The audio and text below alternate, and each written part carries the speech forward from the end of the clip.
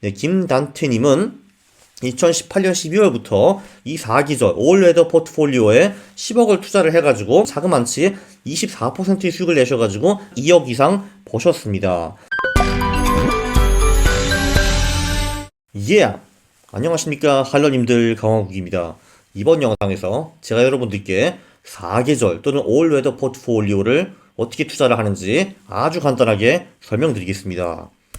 제가 345번 영상에서 어떻게 무일푼인 사람이 5년 만에 1억을 모을 수 있나 라고 영상을 찍었고, 거기서 투자와 절약은 같이 해야 되는 거다. 근데 투자를 할 때는 영구 포트폴리오 또는 4계절 포트폴리오 쓰는 게 좋다라고 말씀드렸습니다. 그리고 제가 영구 포트폴리오를 348번 영상에서 아주 상세하게 설명을 드렸어요. 자, 왜 영구 포트폴리오를 먼저 했냐? 4계절 포트폴리오와 영구 포트폴리오 두 개를 비교해 보면은 영구 포트폴리오가 훨씬 더 이해하기가 쉽습니다. 그런데 자, 영구 포트폴리오랑 그 4계절 포트폴리오는 일환성 쌍둥이 비슷한 겁니다. 비슷한 점이 매우 많이 있는데, 근데 그 중에서 4계절 포트폴리오가 좀 더 어렵다 이겁니다. 그래서 이놈 영구 포트폴리오를 먼저 이해를 했으면은 4계절 포트폴리오를 이해하기가 쉽습니다. 근데 먼저 4계절 포트폴리오를 설명해 드리면은 이게 뭐지 하고 혼란이 좀 올 수가 있습니다. 그래서 영구 포트폴리오를 먼저 설명한 거죠. 자, 일단 실적부터 먼저 보시죠. 4계절 포트폴리오 또는 올웨더 포트폴리오는 1970년부터 2020년 4월까지 복리 9.6%의 그 수익, 그리고 최대 손실은 바로 요때 2008년에 13.1%에 불과했습니다. 그리고 이런 식으로 50년 동안 계속 이 4계절 포트폴리오 투자를 했다면은 원금이 98.9배가 되는 겁니다. 만불이 거의 100만 불이 되는 기적을 볼 수 있었던 거죠. 그리고 올해 또 코로나 때문에 주식시장이 폭락하고 난리 아니었지 않습니까? 와, 굉장히 힘들었죠. 자, 그런데 놀라운 거는 올해도 1월 1일부터 5월 12일까지 4계절 포트폴리오는 5.89%라는 어마어마한 수익을 달성했습니다. 겨우 4개월 반 만에요. 정말 놀랍죠, 그죠? 주식시장은 한때 35% 꺼졌다가 다시 돌아왔다가 왔다 갔다 하고 그랬는데, 이 4계절 포트폴리오는 아주 꿋꿋하게 변동성도 별로 없이 5.89%를 먹은 겁니다. 그래서 제가 이런 투자를 여러분께 추천을 한 거죠.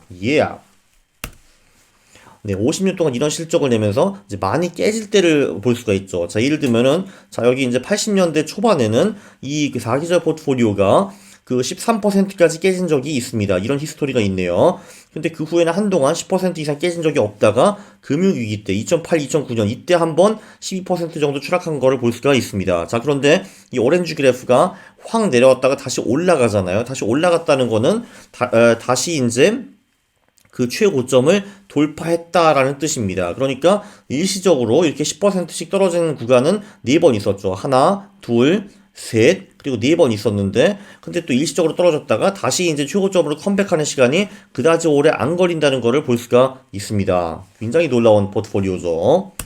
자, 그래서 영구 포트폴리오와 이 4계절 포트폴리오를 비교를 한다면은, 네, 그 자산 배분이 조금씩 다릅니다. 여기 러빈스라고 왜 썼냐 하면은, 레이 달리오가 이 전략을 러빈스라는 사람이 쓴 머니라는 책에서 공개를 했는데, 거기서 나온 자산 배분이 이렇습니다. 자, 보시면은 영구 포트폴리오는 주식, 채권, 금, 현금에 똑같은 금액을 투입한 거를 볼 수가 있습니다. 각각 25%씩 투자를 했는데, 이 러빈스 책에서 나오는 4계절 포트폴리오에서는 채권 비중이 55%, 그리고 주식 비중이 30%, 그리고 실물 자산이 15% 정도의 비중을 차지했습니다. 여기서 실물 자산은 금과 원자재라고 보시면 될 것 같고요. 자, 보면은 금액이 여기는 똑같은데 4계절 포트폴리오는 채권 비중이 훨씬 더 높고 주식이 중간이고 그 실물 자산이 작은 거를 볼 수가 있습니다. 여기도 이제 4계절 포트폴리오, 영구 포트폴리오 둘 다 1년에 한 번 리밸런싱을 하는 그런 전략들이죠. 리밸런싱이 뭐냐 하면은 뭐 예를 들면은 이런 식으로 투자를 했다 하는데, 네, 1년 동안에 채권이 이제 많이 오르고 주식이 떨어졌다 하면은 당연히 비중이 바뀌어져 있겠죠. 총 자산의 그 비중에 채권 비중은 예를 들면 60%로 올라가 있고 주식 비중은 25%로 떨어질 수도 있는 겁니다. 그러면 1년 후에 채권을 좀 팔고 주식을 사가지고 다시 이 비중을 맞추라, 뭐 이런 얘기죠. 분산 투자 개념을 이 4계절 포트폴리오는 또 한 단계 발전시켰습니다. 제가 지난번에 말씀드렸는데 복습을 하시죠. 분산 투자로 노벨상을 받은 사나이가 있습니다. 마코비치라는 아저씨인데 이 양반이 상관성이 낮은 자산에 분산 투자하라라고 했습니다. 한마디로 따로 노는 놈들, 따로 노는 자산군에 투자를 하라라고 했는데요. 그래서 이제 몰빵 투자는 최악이고 주식을 여러 개로 분산하는 게 그나마 좀 낫고 이거보다는 자산군 분산, 그러니까 주식, 채권, 뭐 금 이런데 나눠 투자하라. 왜냐하면 주식과 채권, 금은 따로 놀기 때문에 주식이 깨져도 채권이나 금이 올라주거나 아니면 최소한 같이 깨지지는 않아가지고 포트폴리오 전체는 어느 정도 안전할 것이다. 이런 내용이었고요. 자, 근데 우리가 이제 아주 심플하게 주식 채권에 각각 50%의 자산을 배분해가지고 투자를 했다면 어땠을까? 이걸 볼 수가 있습니다. 자, 이 빨간색이 주식시장이에요. 주식시장은 보시다시피 굉장히 짧은 기간에 많이 떨어지는 구간이 나온다라는 걸 볼 수가 있습니다. 요때 1987년 이때 블랙 먼데이겠네. 그리고 1990년 걸프전인 것 같고 이게 이제 그 나스닥 버블 깨지고 IT 버블 깨졌을 때고 그리고 이게 금융위기인 것 같습니다. 자, 보시면은 주식시장이 와장창 깨졌는데 자, 우리가 50대 50으로 투자한 이 파란색 포트폴리오는 어땠는가? 얘도 보면은 좀 덜 떨어지기는 했지만 확실히 같이 떨어진 거를 볼 수가 있습니다. 이때도 그렇고 요때도 그렇고 요때도 그렇고 요때도 확실히 좀 떨어졌습니다. 그러니까 한마디로 채권이 이제 주식의 손실을 어느 정도 막아주긴 했는데 완전히 막지는 못했다라고 볼 수가 있습니다. 주식이 깨지면은 포트폴리오 전체도 같이 박살난다라고 볼 수 있죠.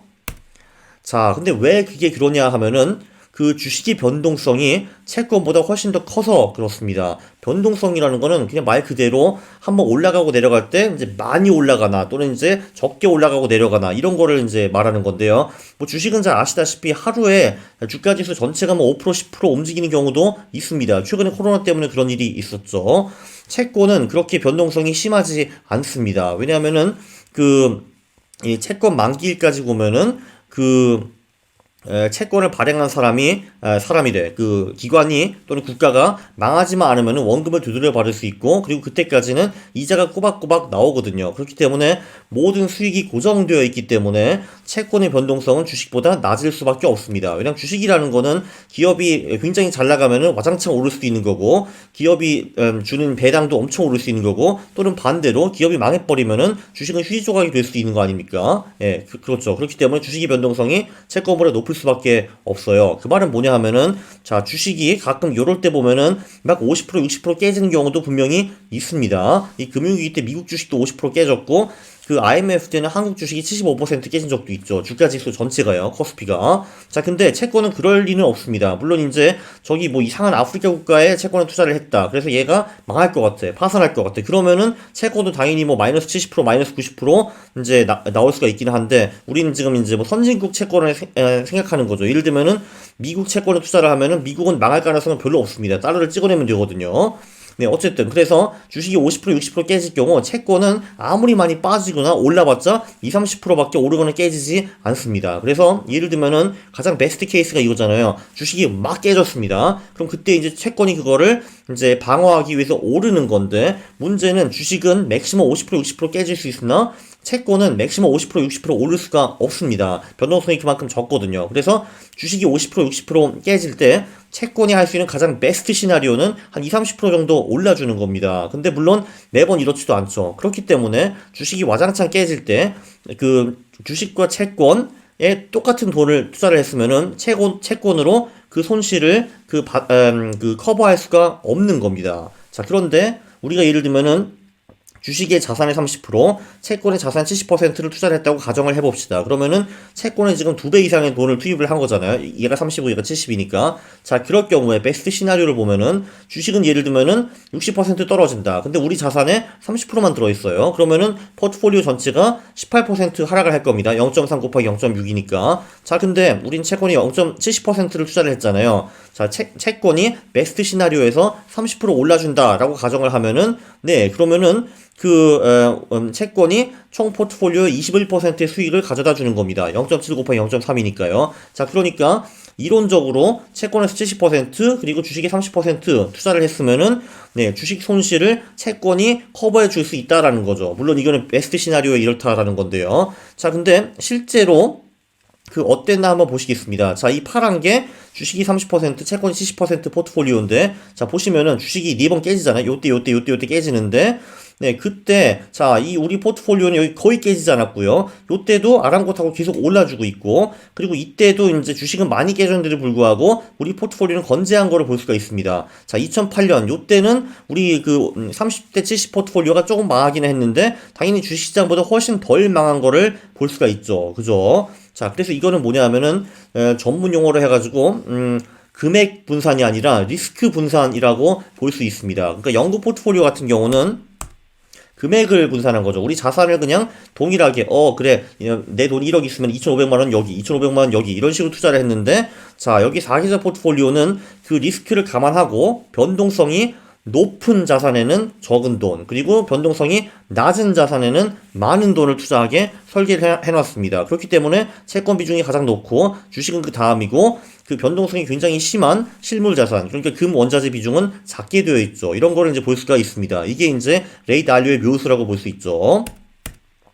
자, 그러면은 제가 지난번에 또 이제 이런 표를 보여드렸습니다. 아래 표는 절대 변하지 않는다. 그래서 분산 투자 효과를 제대로 누릴 수 있다. 자, 여기 보면은 이제 주식, 금, 현금, 국채가 잘 나가는 구간이 있습니다. 자, 경제는 4계절로 나눌 수 있다고 했죠. 이게 이해가 잘 안 되시면은 348번 영상 복습. 자, 그 경제는 네 가지 계절이 있습니다. 물가가 상승하고 경제도 잘 나가는 그럴 때가 있고, 물가가 상승하는데 경제는 제대로 안 되는 그런 구간이 있고, 물가는 하락하고 경제도 잘 되는 이런 아주 베스트 구간이 있고요. 그리고 물가가 또 하락하고 경제도 안 좋은, 물가가 하락하는데 경제는 안 좋은 이런 구간도 있습니다. 근데 이 4계절마다 잘 나가는 자산군이 따로 있다는 거죠. 그러니까 이런 애들이 요때는 잘 나가고, 이런 애들이 요때는 잘 나가고, 이런 얘기였습니다. 자, 근데 이거는 아주 심플한 그 초보 버전이었고요.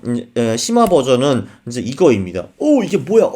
fuck 하실 텐데, 네, 별거 없습니다. 여기도 이제 그 경제를 제가 4계절로 나눠 놨고요. 그리고 이 4계절 동안에 이제 잘 나가는 자산군을 제가 여기 밑에 표기한 겁니다. 여기 보면은 물가가 상승하고 경제가 잘 나가는 이 구간에는 개발도상국 주식부터 물가 연동 채권까지 수익률이 꽤 괜찮다는 거를 볼 수가 있는데요. 자, 보면은 이제 개발도상국 주식인 이 중에서는 가장 그 변동성이 높은 그런 자산이거든요. 그렇기 때문에 얘 비중은 좀 낮아져야 됩니다. 그리고 물가 연동 채권은 가장 변동성이 적은 그런 자산군이죠. 그렇기 때문에 그러니까 얘의 비중이 얘보다는 상대적으로 높아야 된다. 이런 거를 볼 수가 있습니다.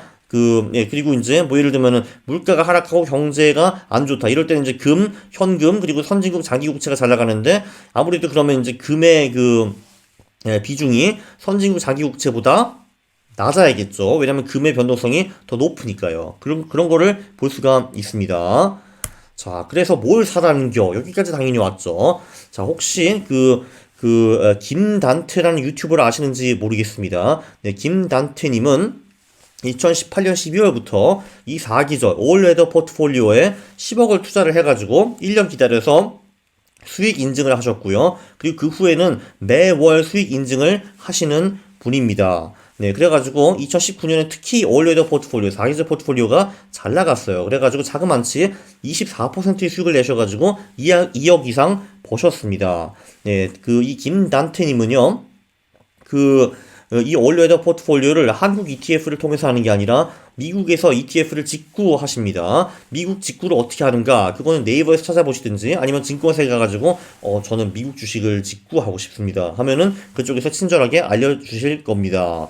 자, 보시면은 여기 주식 비중 35%, 채권 비중 55%, 그리고 실물 자산 10%를 했는데, 잠깐만. 조금 전에 주식이 30%랑 실물 자산 15%라고 했잖아. 라고 하실 텐데, 그건 좀 이따 설명드리고요. 어쨌든 주식은 이제 글로벌 주식 ETF, VT에 다 박으셨습니다. 그리고 채권은 보면은 네 가지로 나눈 거를 볼 수가 있어요. 미국 장기채, 미국 물가 연동채, 회사채, 그리고 인머징 마켓 신흥국 채권, 이런 식으로 각각 나누셨고요. 자, 보시면은 미국 장기채와 미국 물가 연동채가 아무래도 그 변동성이 조금 더 적기 때문에 비중이 큰 거를 볼 수가 있고, 회사채와 이머징 마켓 채권은 변동성이 좀 높거든요. 그래가지고 비중이 좀 낮은 거를 볼 수가 있습니다. 그리고 이제 금과 원자재도 이제 ETF를 통해서 투자를 하셨는데, 네, 난태님은 IAU라는 ETF를 사셨으나, 저는 사실 이 KLX 금시장 거래 이것도 하는 것도 상당히 유력하다고 들었습니다. 자, 그러면은 설명충이 나옵니다. 자, 채권이라고 다 같지가 않습니다. 잘 나가는 계절이 다 다른 거예요. 자, 보시면은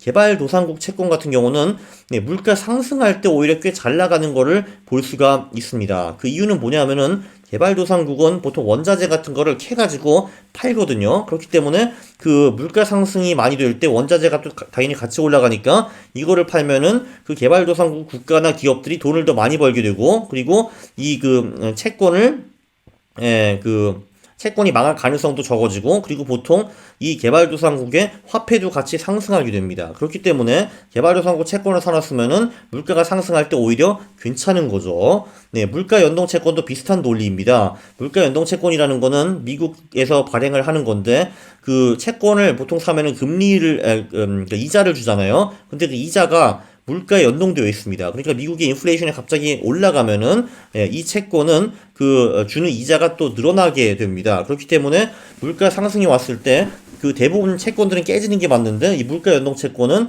오히려 잘 버틴다, 이런 거를 볼 수가 있고요. 네, 반대로 이제 선진국 회사채나 장기 국채는 아무래도 물가 하락하는 게 좋습니다. 물가 하락해야지 이제 금리도 하락하고, 금리를 하락하면은 채권이 보통 오르는 거니까요. 자, 그래서 이제 보시면은 채권이 4개가 있잖아요. 개발도상국, 물가연동 채권, 선진국 회사채, 선진국 장기 국채가 있는데 얘네들이 잘 나가는 구간이 각각 다릅니다. 그러니까 우리의 채권 포트폴리오를 완벽하게 분산 투자했다고 볼 수가 있는 거죠. 자, 그리고 보시면은 그 금 원자재 비중이 지금 10%로 줄었거든요. 제가 15%라고 했는데 그 이유는 뭐냐면은 금과 원자재는 보통 인플레이션 해칭을 위해서 우리가 사는 겁니다. 자, 근데 보면은 개발도상국 채권과 물가 연동 채권이 이것도 이제 인플레이션이 오면은 좋은 자산들이잖아요. 그렇기 때문에 얘네들 가지고도 인플레이션 해칭이 가능합니다. 그래서 우리는 이제 개발도상국 채권, 물가 연동 채권, 금 그리고 원자재를 갖고 있기 때문에 금 원자재 비중을 굳이 막 15%까지 늘릴 필요는 없다. 뭐 이런 논리였던 것 같습니다. 자, 한국에서는요, 이 채권 ETF가 좀 부실해가지고, 뭐 이런 식으로, 개발도상국, 물가연동 채권, 선진국 회사채 이런 거를 살 수가 없습니다. 네, 그래서 이제 이 올웨더 포트폴리오 또는 사계절 포트폴리오를 구성하실 때 미국에서 ETF를 직구하는 게 제가 보기에는 더 낫습니다. 근데 이빨이 없다고 해서 잇몸으로 씹지 못하냐, 그거는 아니거든요. 네, 한국에서도 충분히 ETF가 있기 때문에 비슷한 포트폴리오는 만들 수 있습니다. 주식 같은 경우는 이제 이런 ETF 사시면 되고요. 여기서 저는 이제 선진국이 15% 그리고 이제 그 개발도상국이 15% 투자하는 거를 추천합니다. 그 한국에 제가 알기로는 그 월드 글로벌 ETF, 주식 ETF 이런 게 없는 걸로 저는 알고 있거든요.